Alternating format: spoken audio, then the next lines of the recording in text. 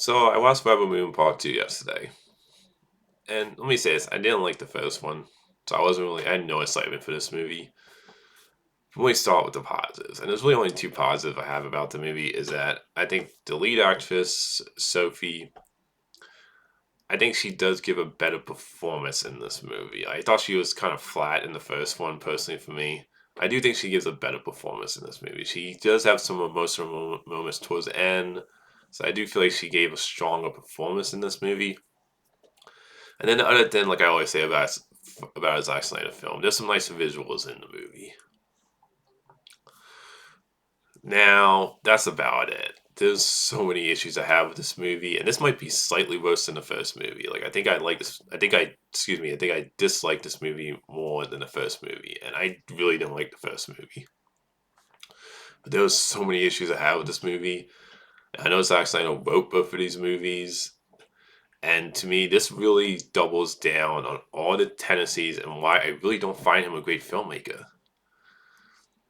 Like, I used to think he was an okay filmmaker. I talked about this in my movie topic video when I was talking about the news that he wants to do 6 movies in this franchise. Is that you know, he just seems to care more about style than substance, and he seems to be like not wanting to focus on dialogue, story, and character when he's writing his own movies.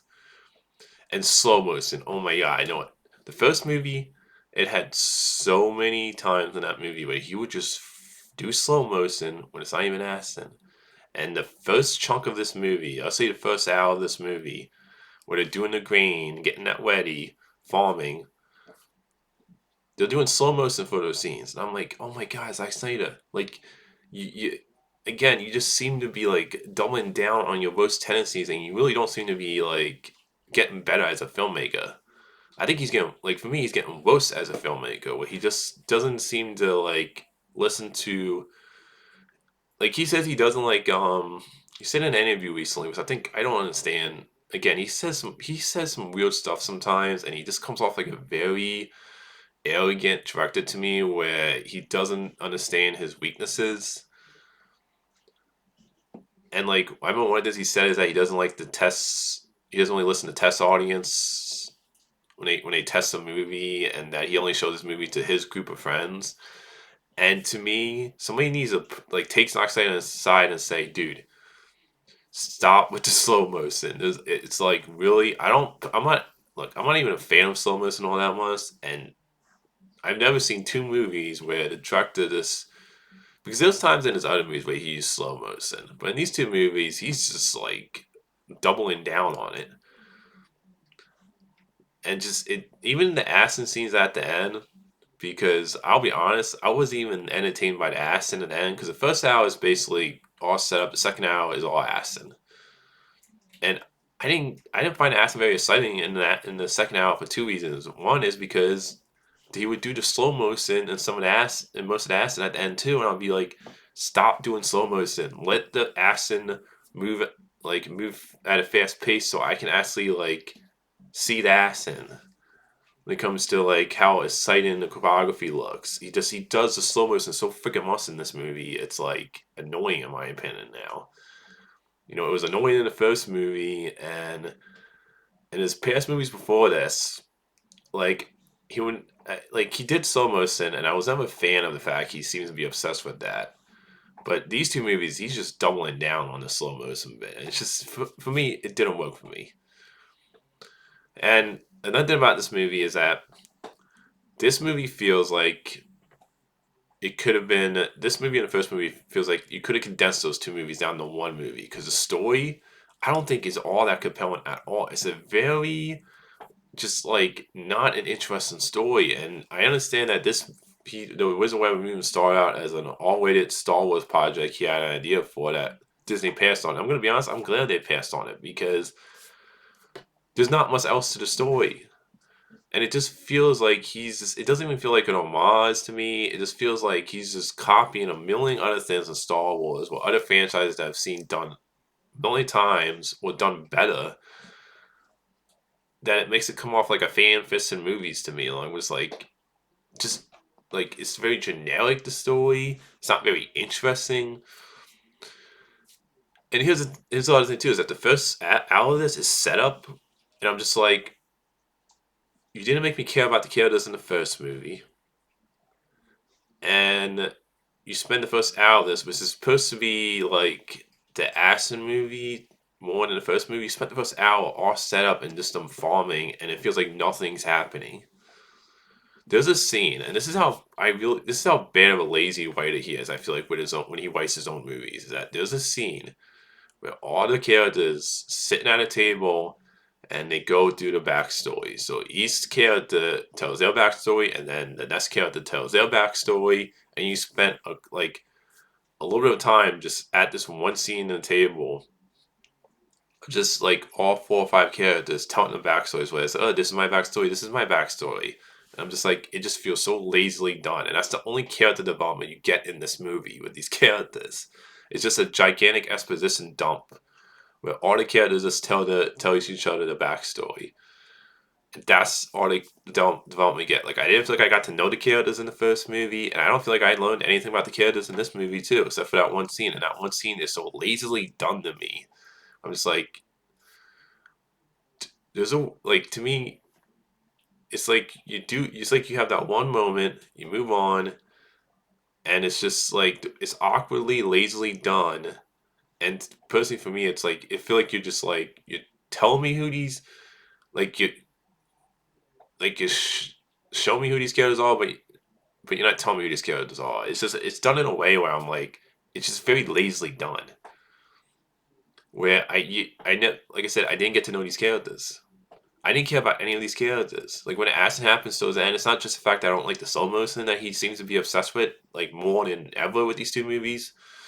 It's also the fact that when you see characters in trouble in the like last hour of the movie, it's just like, why should I care?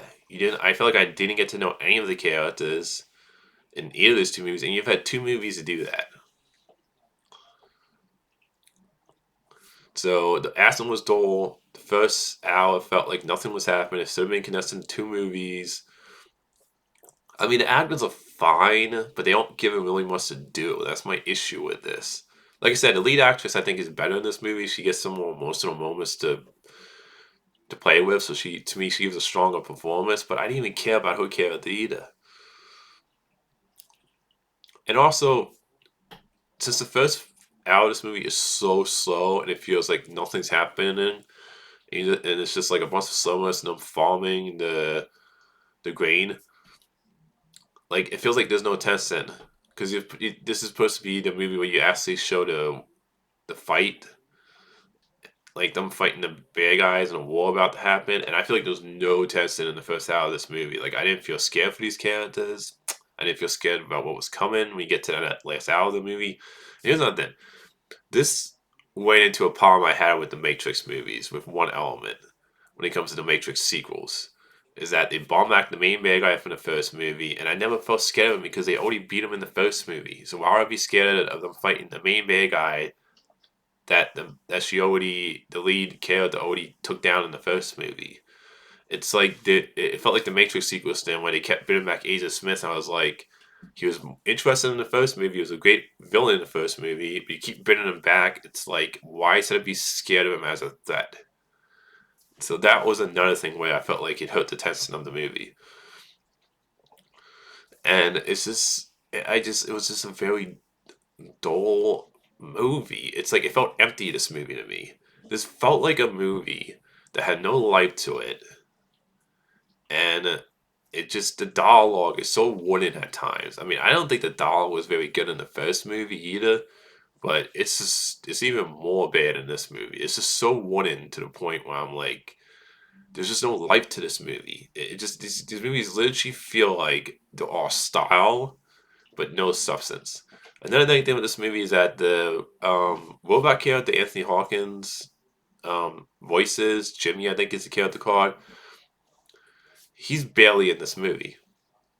You see him in like two scenes briefly in the first hour of the movie, and then he pops up at the very end. I'm just like, why didn't he just help out earlier in the battle when you get to the first hour? Because like I said, second hour of the movie is just all Aston, and he doesn't show up for the first like half hour of that Aston.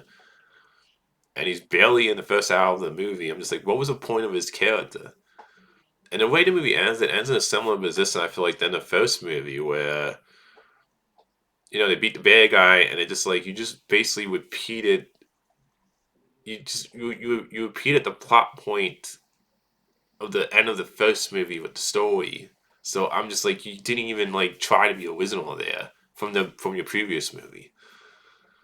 And also, it sets up a third movie because I know you have six films planned for this franchise, but I just like I said on my movie topic video today, I just Zack Snyder just needs to not write his scripts. Like, get somebody else to write your scripts. Because he just cannot write dialogue, personally, in my opinion. He doesn't know. I feel like the way he tells his stories, he just feels like he's trying to move. Like, he just wants to get past the dialogue and character and story part of it and just focus on, oh, this looks cool. Let me just say, get some cool scenes in here that visually look cool. And again, he's a great visual director. But he doesn't seem to be real. He doesn't seem to be like noticing his mistakes, and he just seems to be doubling down on his flaws as a filmmaker. So it's just, yeah, I wouldn't recommend Rebel Moon Part Two. I mean, it's I think it's between that and Sucker Punch. I would say, and I didn't really like that Owl movie either, but I would say between Sucker Punch and those two, I would say is like his worst movie that he's done. But this franchise, like, I don't know why you would make four more of these. Like, neither of them have done well critically. Even Zack Snyder fans don't seem to like these movies. So I thought this movie was terrible, and I would not recommend either of the Rebel Moon movies. So that's my thoughts on Rebel Moon Part 2. Until next time, movie fans.